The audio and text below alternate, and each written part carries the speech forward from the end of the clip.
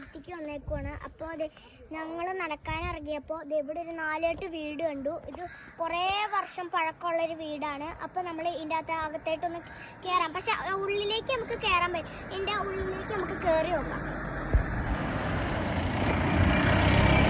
അകത്തായിട്ടൊന്നും കയറാൻ പറ്റില്ല. കുറച്ച് സ്ഥലമൊക്കെ നിങ്ങൾക്ക് കാണിച്ചു തരാം.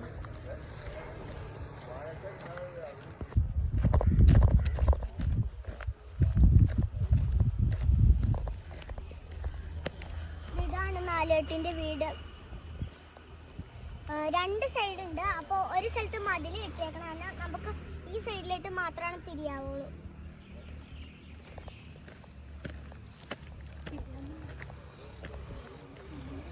അപ്പോൾ ഇവിടെ ചെറിയൊരു കിണറുണ്ട്.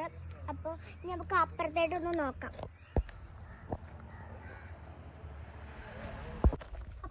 അപ്പോൾ ഇത് നല്ല കുറേ വർഷം പഴക്കമുള്ളൊരു വീടാണ്. അപ്പോൾ അത് നല്ല ഭംഗിയാണ് കാണാൻ.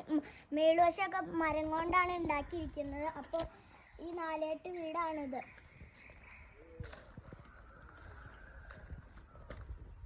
അപ്പോൾ ഇതുണ്ടല്ലോ, ഇത് വീടിൻ്റെ അകത്തായിട്ട് വരുന്ന പടിപ്പുരയാണ്. പടിപ്പുരയൊക്കെ ഫുള്ളും പോയി. പിന്നെ സ്റ്റെപ്സ് എല്ലാം പൊട്ടിപ്പൊളിഞ്ഞു പോയി. അപ്പോൾ ഞാൻ പറഞ്ഞ പോലെ ഇത് പൊട്ടിപ്പൊളിഞ്ഞിരിക്കുക. അപ്പോൾ ഇത് അതിൻ്റെ തൂണൊക്കെ നല്ല രസമായിട്ടാണ് പണിഞ്ഞത്. പക്ഷെ എനിക്ക് നല്ലോണം ഇഷ്ടപ്പെട്ടു.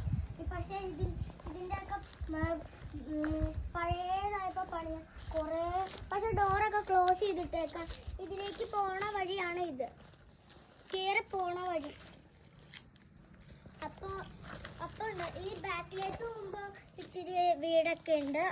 ഒരു ഇച്ചിരി ഭാഗമുള്ളൊരു വീടൊക്കെ കാണുന്നുണ്ട്. അപ്പോൾ ഇവിടെയൊക്കെ ഡോറെല്ലാം ക്ലോസ് ചെയ്തിട്ടേക്കുവാണ്. അപ്പോൾ